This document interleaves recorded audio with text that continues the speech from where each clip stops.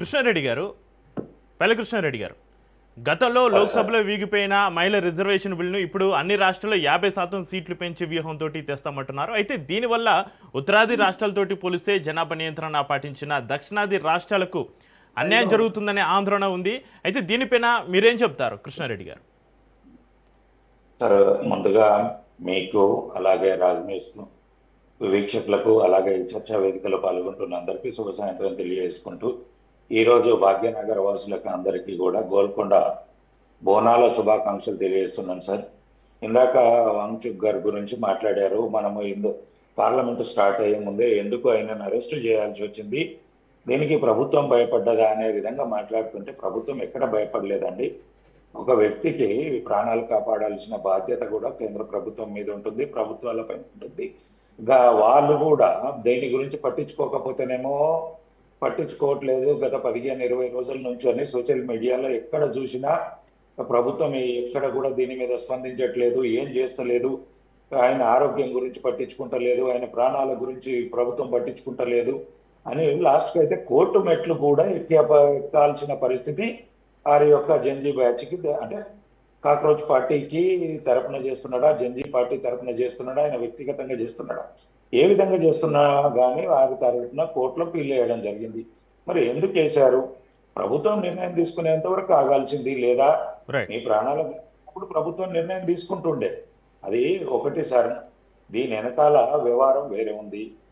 ధర్మేంద్ర ప్రధాన్ గారిని రాజీనామా చేయమని అడుగుతున్నారా, లేదంటే అందులో ఒక నీట్ పేపర్లో ఎవరైతే అవినీతికి పడ్డారో, పేపర్ లీక్ చేశారో వారిని శిక్షించే విధంగా మీరు పోట్లాడతారా, లేదంటే ఇది వ్యక్తిగతంగా ఏమైతుందంటే ధర్మేంద్ర ప్రధాని గారి మీద తుపాకీ పెట్టేసి భారతీయ జనతా పార్టీని కాల్వాలనే ఒక కుట్టిలత్వ యత్నంతో ధర్మేంద్ర ప్రధాని గారి రాజీనామాకు వీళ్ళు అడుగుతున్నారు. అవును, అంటే నీటి లీక్ బాధ్యత వహిస్తూ కేంద్ర మంత్రి ధర్మేంద్ర ప్రధాన్ రాజీనామాకి డిమాండ్ చేస్తున్నారు. సార్, ఒక సంస్థలో కొన్ని జరిగినప్పుడు బాధ్యత అనేది ఒక స్టేజ్ వరకు ఉంటుంది. ఆ బాధ్యత ఇప్పుడు నా ఒక సంస్థ ఉంది సార్, నా సంస్థలో నా ఎంప్లాయీ ఈ తప్పు చేసిండు అంటే నా సంస్థను మూసేసుకోమని మాట్లాడటం కాదు కదా సార్. దానికి బాధ్యతని శిక్షించినమా లేదా, బాధ్యతని గుర్తించినమా లేదా, జరిగిన తప్పును మరొకసారి జరగకుండా కేంద్ర ప్రభుత్వం ఏం నిర్ణయం తీసుకుంటుంది అనేది ప్రశ్నించే విధంగా వీళ్ళది ఉండాలి. కానీ ఏదో రాజకీయ దురుద్దేశంతో వీళ్ళు చేయడం అనేది సమంజసంగా లేదు.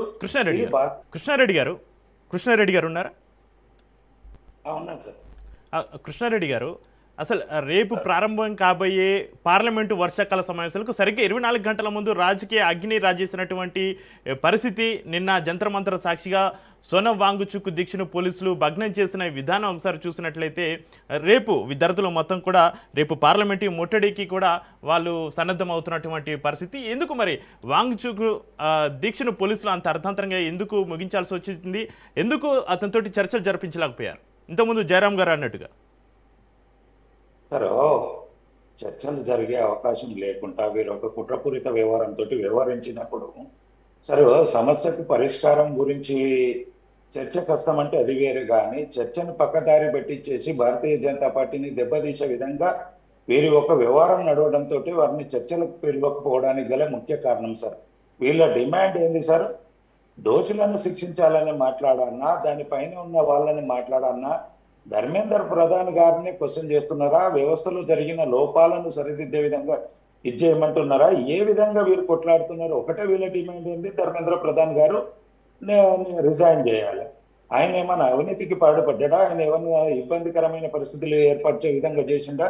అది కాకుండా దాంట్లో ఎవరో ఒకరు ఆ యొక్క అంత పెద్ద సంస్థలో ఒక అతను తప్పు చేసినప్పుడు వారిని పట్టుకోవడము, వారిని శిక్షించడం జరుగుతుంది, వారికి చట్ట ప్రకారం చర్యలు తీసుకోవడం జరుగుతుంది. అది పక్కకు పెట్టేసి వీరు ఎంతసేపు ధర్మేంద్ర ప్రధాన్ గారి భుజం మీద తుపాకీ పెట్టేసి నీట్ను అడ్డం పెట్టుకొని భారతీయ జనతా పార్టీని బదనాం చేసే విధంగా, ఇబ్బంది పెట్టే విధంగా వీళ్ళ ప్రవర్తన ఫస్ట్ నుంచి కూడా. అసలు కాక్రోచ్ పార్టీ ఎందుకు పుట్టిందండి? ఎవరు మాట్లాడితే పుట్టిందండి? ఒక సుప్రీంకోర్టు సిజే గారు మాట్లాడితే దాన్ని తీసుకొచ్చి భారతీయ జనతా పార్టీ గంట కట్టేసి వారేదో భారతీయ జనతా పార్టీని టార్గెట్ చేస్తూ మాట్లాడము. దీని వెనకాల ఒక సంఘ విద్రోహ శక్తులు ఉండి బయట దేశాల నుంచి నడిపిస్తున్న వ్యవహారానికి కొన్నిటికి దేనికి ఆన్సర్ ఇవ్వనో దేనికి ఆన్సర్స్ ఇవ్వకూడదో ప్రభుత్వానికి తెలుసు. కేంద్రంలో 12 సంవత్సరాల నుంచి ప్రభుత్వం నడుపుతున్న నరేంద్ర మోడీ గారికి తెలుసు. మా భారతీయ జనతా పార్టీకి తెలుసు ఏ విధానికి ఏదో విధంగా స్పందించాలన్నది. ఆ విధంగానే స్పందిస్తున్నారు. అది ఆయనకేదో భయపడి కాదండి. వాళ్ళు కోర్టుకి వెళ్ళారు కాబట్టి దాని కోర్టు నుంచి కూడా ఒక డైరెక్షన్ వస్తుంది. ఒక మనిషి ప్రాణాలు కాపాడాల్సిన బాధ్యత ప్రభుత్వాల పైన ఉంటుంది. మీరు ఇమ్మీడియట్లీ చర్యలు తీసుకోమంటారు. వెళ్ళారు, మాట్లాడారు. వారిని అరెస్ట్ ఏం చేయలేరు. తీసుకెళ్లి హాస్పిటల్లో వారికి మెరుగైన వైద్యం అందించే ప్రయత్నం చేస్తున్నారు. వాళ్ళని కాపాడే ప్రయత్నం చేస్తున్నారు. ఆయనకేదో భయపడి ఎక్కడనో దేశం మొత్తం అల్లజడి జరుగుతుంది, ఇదేదో కానీ ఒక్క ప్రకటన ఇప్పుడు అన్ని సోనం గారితో చర్చలు జరుగుతున్న ఒక్క ప్రకటన ఎందుకు ఇవ్వలేకపోయారు సార్? చర్చలు జరపాలనే ఉద్దేశం ప్రాపర్గా ఉండాలి కదా సార్. అక్కడ ఆ ఉద్దేశం వేరేగా ఉన్నప్పుడు ఇప్పుడు నేను చెప్తే వినేది మీ ఆలోచన అంటే వాళ్ళ ఆలోచన ఇంకో తరపున ఉన్నప్పుడు నేను ఏ విధంగా వెళ్తాను? ఆ యొక్క మీరు అంటే ఆ నీటి పరీక్ష జరిగిన దాంట్లో పేపర్ లీకేజీలో ఏం జరిగింది దాని మీద పూర్తి స్థాయి చర్చకు రావాలి. బాధ్యతలమైన మీద చర్చ అంటే చర్యలు తీసుకోవాలి, చట్టపరమైన చర్యలు తీసుకోవాలి. ఇలాంటి సంఘటనలు మరొకసారి పునరావృతం కాకుండా ప్రభుత్వం చర్యలు తీసుకోవాలని మాట్లాడాల్సింది పక్కకు పెట్టేసి ఓన్లీ ధర్మేంద్ర ప్రధాన్ గారినే టార్గెట్ చేస్తున్నారు. అసలు తప్పు చేసిన పక్కకు పెట్టేసింది సార్ వీళ్ళంతా. దీని మీద ఒక కుట్రపూరిత వ్యవహారంగా ఆలోచన చేస్తున్నప్పుడు నన్నే ఇబ్బంది పెట్టాలనుకున్నప్పుడు నేను వాళ్ళని పిలిచి మాట్లాడాల్సిన అంశం ఎక్కడ వస్తుంది సార్? వాళ్ళ ఉద్దేశం కరెక్ట్ అయితే విద్యార్థులకు న్యాయం జరిగేటట్టు ఉండాలి. భవిష్యత్ తరాలకు కూడా ఇలాంటి తప్పులు జరిగే విధంగా వాళ్ళు ముందుకు రావాలంటే ఇప్పుడు చెప్తాను సార్, ధర్మేంద్ర ప్రధాన్ గారు రాజీనామా చేస్తే నెక్స్ట్ జరగదని వీళ్ళు సీజే వాళ్ళు కానీ వీళ్ళు వాంగ్చుక్ గారు కానీ గ్యారంటీ ఇవ్వగలుగుతారా? ఇలాంటి వ్యవహారాలతోటి కాదు సార్. దీన్ని చేయాల్సిన సంస్కరణలు వేరే విధంగా ఉంటాయి. దానికి ఏ విధంగా చేస్తే బాగుంటది అనేది ఒక సామాజిక ఒక వేత్తగా అయిన సూచనలు సలహాలు ప్రభుత్వానికి ఇస్తే బాగుంటది. కానీ దీని మీద తప్పుదారిలో వెళ్ళేసి వ్యక్తిగతంగా భారతీయ జనతా పార్టీని దెబ్బతీసే విధంగా ఒక ప్రవర్తన చేయడము, మంత్రి గారిని టార్గెట్ చేయడం అనేది సమంజసంగా లేదు. కాబట్టి వాళ్ళని చర్చలకు పిలుపుట్లేదు. Okay, right. మానతరాయ్ గారు మీరు చెప్పండి, కేంద్రం ఆదాయ పన్ను సవరణ, ఇటు సుప్రీంకోర్టు జడ్జిల పెంపు వంటి కీలక బిల్లుల్ని రేపు తీసుకురాబోతుంది సభలో.